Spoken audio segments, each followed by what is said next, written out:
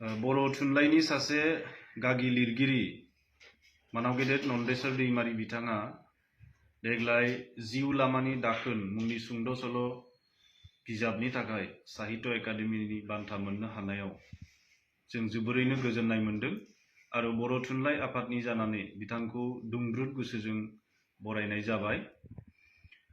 नन्देस्वर दैमारी बिथाङा थांनाय 1980 मायथाइसोनिफ्रायनो थुनलाइ सोरजिनायाव आगान सुरजेनदों। बिथाङा गिबिसिनै मन्जुबाला देवीखौ थांनाय 1980 मायथाइयाव सेबखांनानै दिहुनदों।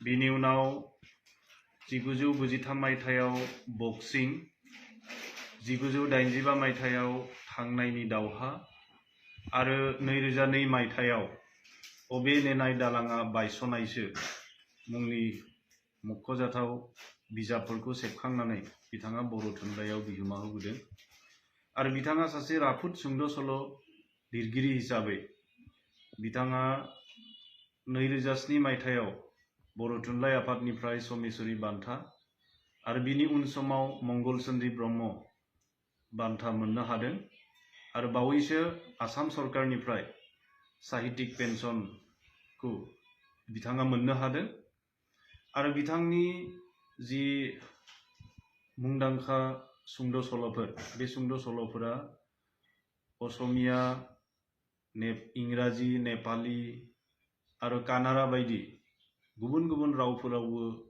राव सोलाय जादों।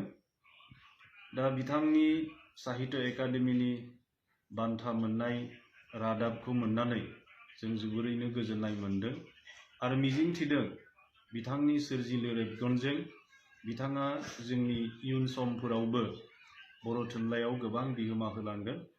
बेखौ मिजिंथिनानै फिन खनसेबाव बर' थुनलाइ आफादनि जानानै बिथांखौ दुंब्रुद गोसोजों बरायनाय जाबाय।